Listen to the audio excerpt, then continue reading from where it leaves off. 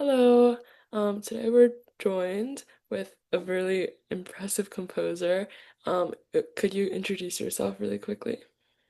Yeah, I'm Chaya Czernowin. I'm a composer with a lot of music and a lot of performances over many, many years. Um, and I'm teaching at Harvard composition, and I think that's good for now. You can always look on the web and find me. I'm there. Okay. So I wanted to ask you, how do you find your initial inspiration behind your compositions? It's very different with every piece. Hmm. And I know what I'm going to be composing usually about 5 years ahead. Wow. So, Uh-huh. so I have a list of things that I know I'm going to be doing. And each of them is kind of located in my in my stomach, so to say.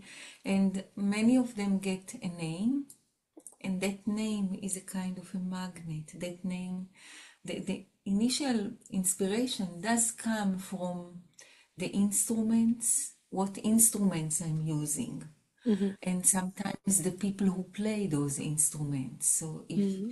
somebody that I really admire or that really inspires me in a certain way, like when I wrote the violin concerto for Ilya Gringolds, Hmm. I knew Ilya's playing. Before I said yes, I checked and I Hmm. listened to a lot of his recording, and I was extremely amazed by how he approaches his instrument, part of his body, and what that body wants to speak Hmm. through this instrument. And so I already have a kind of a inspiration from that type of behaviors, dreams, a kind of a what I felt as a personality. That personality permeates my piece, Oh, that's and it's a beautiful. very, very inspiring thing to have that. So it's every time something else. Sometimes it can be also that, the situation in the world, or that there is a certain situation which I have to figure out. Mm. Like in the piece which I wrote in 2024, which is called No, which is a protest piece. So Hmm. it was really saying no to everything happening in the world. So every time it's different, but it's the world, it's the people, it's the instruments, it's what I need to do at that moment for my piece for my music to develop. Mm. Okay. I actually really think that's beautiful. Are there any themes that you see throughout your compositions, or is it different every time? Um, no, of course, there is a host of ideas or Hmm. inquiries that are in common or that are a part of the process of Hmm. discovery. Yeah. Some of them are, internal psychological processes, things that are not said, things which are out of the periphery of what we know, Hmm. studying from nature, Hmm. looking at political processes. All those things have places in my music. I see. Going back to how you get inspiration from instruments and their instrumentalists, are there any interesting or not so normal piece or instruments that you've drawn inspiration from? What do you explain to me? Yeah, sure. With you? Like for instance, I'm very used to like very classical music, like with a set orchestra, no instruments outside, like for example, no electronic instruments. Um, have you explored with any instruments like those? Well, I never confirmed to classical forms or to classical orchestrations. Hmm. So, a piece that will be premiered um, very soon in August, in the beginning of August in Darmstadt Festival would be The Divine Thawing of the Core, Hmm. like the divine melting of the core. Hmm. And this is a piece for six flute, six oboes, six trumpets, Hmm. um, trombone, tuba, piano, percussion, and three cellos. And as a soloist, double bass flute amplified Wow. by Claire Chase. And this is a very strange orchestration. It's taken directly from Oswolskaya's Symphony Number 2. I only added three cellos. I needed some strings. And so for me, the orchestration is really, it's not an orchestration, it Hmm. is the body of the composition. Hmm. It is inseparable from the composition itself. And as to electronics, yeah, I feel that, for example, without amplification, my music has no presence because I'm very interested in smallest noises connected to an instrument or to the voice. Those will not have any presence in a concert hall without amplification. So, to begin with, amplification. And then it changes your whole world because what used to be inaudible, you can make audible now. And so you go further with this and you can bring association, you can bring recording of stuff that you are thinking about into your piece as well. You can bring the metaphor to live inside the composition, not only as a backdrop, as a background process, but as a part of here is what is happening. Hmm. For example, you're amplifying the bass flute, you said? Contrabass flute. Contrabass flute. What small sounds do contrabass flutes make that I'm not used to, or that I usually wouldn't hear without amplification? Well, to begin with, in Hmm. such a large formation of very, very loud instruments as trumpets, six of them, Hmm. oboes, six of them, Yeah. and flutes, six of them, C flutes, it means that there is a huge mass of sound that if I even want to hear my soloist, Hmm. in comparison, the contrabass flute is actually a very whispery Hmm. instrument. The forte of the contrabass flute probably equals the piano of the trumpets. Oh, wow. Okay. So if I want to have a equal playing field, Hmm. I have to begin with EQ, give much more power to Hmm. the double bass flute, contrabass flute. But that's only the beginning. When somebody plays any wind instrument, you have the sound and you have the breathing. Hmm. But between the breathing to the sound, there are infinite possibilities of tone colors that you can expose and you can explore if you have amplification. Right. Yeah. Great. That's and then the finger, for example, just to continue with this for one more minute, Of the course. finger presses on the key, right? Hmm. But between the finger pressing on the key in a certain way to the, you know, is there air, is there no air, how strong the pressing is, the energy of the pressing. Also, a whole field of opportunities. Hmm. Is there voice? Is there not voice? How much pressure the lips are enacting? All those things are minute things. And if we are in the normal playing field, Hmm. there is only one way to play the flute. Mm. But actually, we can play the flute in all those different ways that were not considered before playing, but we can actually expose them as playing. I see. Okay. I'd be so happy to be able to go to this premiere. Where is it gonna be? Well, there are three premieres. Okay. The first will be in Germany, in Darmstadt Okay. courses, which is one of the most important courses for young composers, and has existed many years now.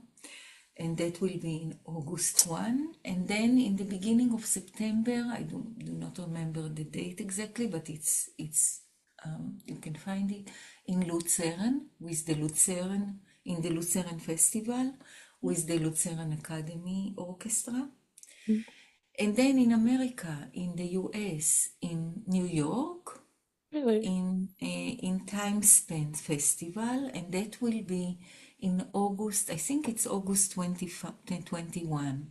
The date again is on the web, and I'm inviting everybody Oh my to that gosh, panel. that's great. I could totally make the one in New York, so I'd be so Fantastic. happy to go. Um, but I also wanted to ask you if there's any challenges as a composer or contemporary composer that you have to face with getting your music out there and making it part of repertoire. Well, I don't know about part of the repertoire. The future Sure. will talk about that. But it's very difficult to be a young composer these days, Hmm. because new music is changing drastically, and the infrastructure of new music is changing drastically. Hmm. On the one hand, I do think that there is, to some extent, more public. Hmm. Certainly, there are more composers. Hmm. Every year, there are more young composers, and it is quite amazing to observe that there are so many people who would like to express themselves in that domain, Hmm. and they are very good. Hmm. However, in the 80s of the 20th centuries, around that time, new music have seen a kind of a golden peak because there was so much money going to that area, especially in Europe. And there was so much support, there was so much, it played a very important role in the cultural life, Hmm. especially Central Europe. This is not anymore the case. The money that is streaming towards new music is getting smaller and smaller. Hmm. The role that we are allowed to play is shrinking. Hmm. Even though, as I say, the need for this music in terms of its creators and to some extent in terms of its audience Hmm. is absolutely there and is not shrinking by any means. Hmm.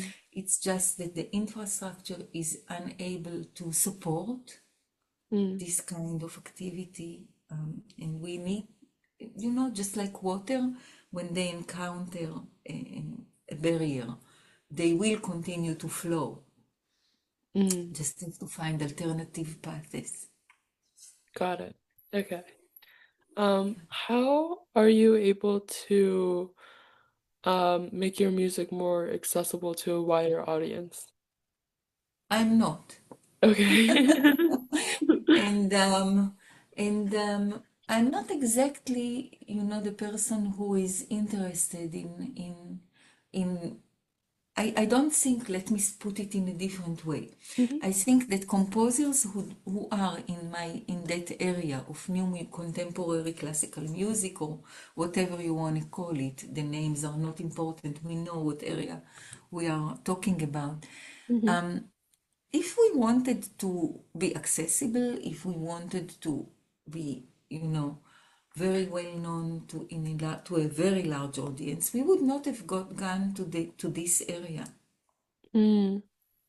Okay. because with everything that I've said before, still, it is not a major area musically, not like pop, not like, I don't know, not, well, it's more similar to jazz maybe, Mm. but even less open than the Right. jazz in terms of accessibility to large audiences. And so we are always asked about accessibility. Mm-hmm. And it's true that people are very used to classical music, it relaxes them, it's so nice to listen to Mozart at the end of a working day. It Mm-hmm. is so nostalgic to listen to Brahms and to, or Schubert. Mm-hmm. Um, but what we do comes directly from the veins of what is happening. We are living Right. now, we express what is now. We write because, not because we want to be accessible, but because we are figuring out and inventing, Mm. which is extremely important. Right. But it's not in the forefront. It's not where the musicals are. It's not where famous pop music is. Mm. And however, if we were to lose it, we would have lost a very, very important channel of human understanding of reality as it is. And there are a lot of people who love that kind of channel of figuring out, dreaming of what is not there. And for those people, we are writing, Mm. Okay. and it is accessible for them. I like Maybe not immediately, maybe after a few listening. that. Mm. I see. Okay. I was wondering how you feel about the implementation of AI in some of contemporary compositions. How do you feel about AI in composition in general? I feel that it's on the one hand it can be a utility tool, so Hmm. something that is very helpful, like a secretary or that you can really get a lot of help, Right. you know.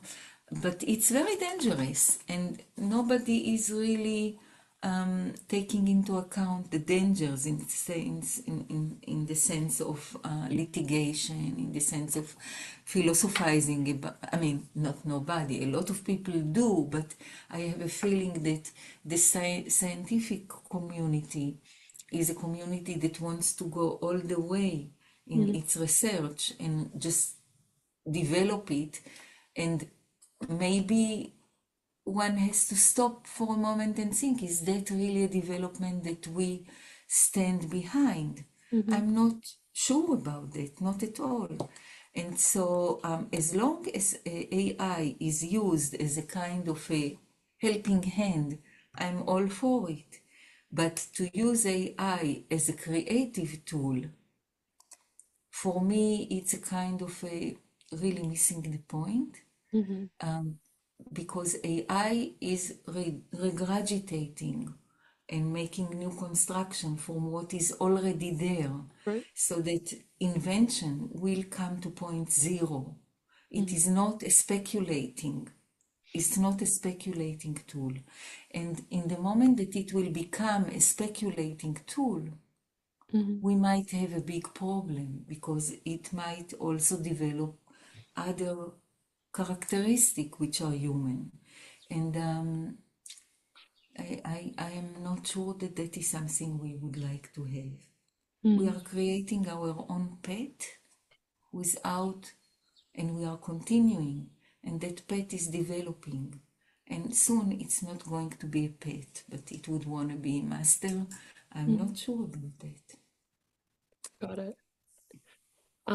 And as a music student myself, I have been wanting to get into more modern music, like you're saying. I feel like it's a reflection of what's going on in our world right now. And I feel like there's a stigma up around modern music that it's hard to listen to or it's very difficult to get into. And that's because we're all taught from classical first. And you're a composition professor, if I'm correct. Do you feel that it's important that your students understand classical first before moving to modern, or is it okay to jump that bridge? Anyway, is okay. There is no right way. It's, like when people talk about modern art, and do you have to go also in your training through figurative painting because before you go to abstract? Mm, Um, anyway, is okay. But, just like in the age of 18, it happens that you have a band that you hear mhm, and you really hate them. mhm, But for some reason, you continue to listen to them, and after 2 months, you discover that they are your favorite band. mm. That happens a lot to a lot of people, I think.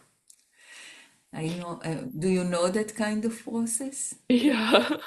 Right? So it's a little bit like that with new music. Mhm. I think that you cannot immediately say, wow, that's amazing, I love it. It's not, it doesn't have enough sugar for that a Ooh, lot of okay. times. Yeah. Doesn't have enough sugar. But if you listen again and again, you suddenly your ear begins to understand it, not your mind. It's not about being cerebral and reading more books. Mhm.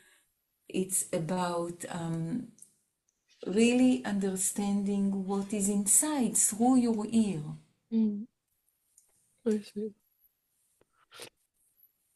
Okay. Then I'm curious about how you got into modern composition. Oh, I was, in my teenage, I was writing progressive pop music. Mhm. I think I was one of the very few people in Israel who have done that. And we had a band, actually a few bands that continued Mhm. with different names, and some excellent players from Israel who are even now active, playing with me. And I composed and was pianist and singer of that band. And then my music became stranger and stranger and stranger until everybody said to me, Chaya, what's that kind of music? It sounds really weird. Mhm. Um, and I realized that I'm in a totally different area. I'm Mm, leaving beat, I'm leaving the repetition, I'm leaving tonality. It all came very, very, it's almost like I felt the history of music inside my own small cosmos. mm, And I went through it. And then I went and studied, and then I was a new music composer. So for me, it was very, very smooth, mhm, natural, and self-induced mm. process. I see. I feel like it's not very common from what I know. It's people want to get into the field to go into it from a lot of people that I know that do contemporary music. Yeah, maybe it's true. Maybe a lot of people would like, and it's not so easy in the beginning because you have to kind of let loose of a lot of things that you have been accustomed to. Mm, It's kind of like the worm as it's in a cocoon before it becomes a butterfly, something like that. There is a process, I but see. yeah, yeah. But Um, you can go through the process without an intention, with an address or mm, with. Doesn't matter. Yeah. okay. Are there any pieces that you want to share from people that modern composers that you take inspiration from, or do you mostly just take it from yourself?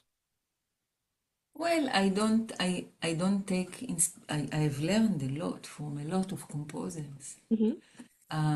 But, I've learned a lot from the BC, from Pelias and Melisandre. Mm. Melisande, and then I heard Gura leader of Schoenberg for 3 months non-stop, I think, when I was in the beginning of my 20s. Mm. Many, Weber, and I mean, I think that for me, the middle of the 20th century was extremely important. Mm. And that's where I started to emerge. Listening to Chelsea was for me an earth-shaking moment, his Mm. string quartets especially. And so I would advise everybody who is interested to start from that point, Mm. because that was the point when people actually got liberated to some extent from tonality and were looking for different ways. Mm. So that's where I would go to start looking for. And that's where I kind of started to inquire and to research in that Mm. area. Then what do you think in terms of tonality or tone that restricts music from the classical era? Ah, it doesn't restrict at all. It's a Okay. language. It's a Okay. language. Uh-huh. That language was talked at a certain time, and Mhm. that language grew naturally. And in the beginning of the 20th century, when you hear, pieces by Strauss, Mhm. Richard Strauss, yeah, Mhm. when you hear Debussy, um,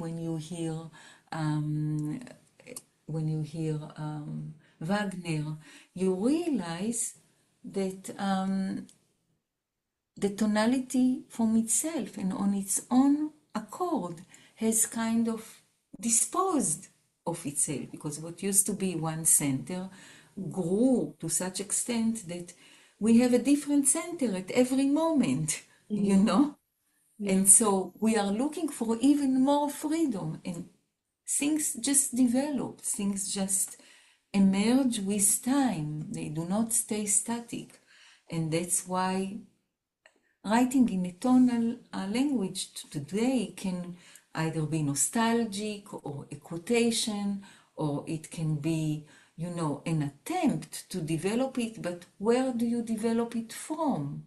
And how do you, it's much more difficult to be really original and new in a tonal language, because it's a language which is so familiar. It Mhm. has a whole host of behaviors that we recognize Mhm. and anticipate. And so, if I want to write from the language of today, I would probably not use tonality. Mhm. I see. I'm wondering if It's just like, you would not talk with Shakespearean English. yeah. And if somebody will talk to you in Shakespearean, even though it's not a good, it's a very external, or it's a superficial comparison, excuse me, but it does give a sense of what I'm talking about. Mm. Yeah. Yeah. I like that. But I was wondering about what you're saying, that it's harder to be original, and as more time goes on, there's gonna be less space to be original. Do you think that'll ever run out? Oh, no, that's really not true. Really? Okay. As time goes on, the resolution of what we perceive from the world is growing. The world is not limited. And now we have microscopes. So we have microphones. We Mhm. have ability to, amplify something that before was not even possible to hear. So Mhm. the world is actually growing. It's not, you know, what we perceive from the world Mhm. grows with all the technology, it grows with our understanding about consciousness, about what we are as human beings. So Mhm. there is no border to it. And Okay. that reflects itself in music. Mm. The opposite, the Okay, that's a growth. good way of looking at it. Um, I don't have any more questions for you. Is there anything you would like to add? No, thank you. It was a nice conversation, and Yes. Thank you so much. I appreciate you coming me so. too. Me too. Oh, Bye thank bye you. then. Goodbye. I'll let you know when the interview is posted on the website. And have a Great. great rest of your day. Yeah, once it is on the website, feel free to just post it on my social media. Okay, Um, perfect. yeah. Yes. Okay. Thank you so Bye. much. Goodbye. Bye.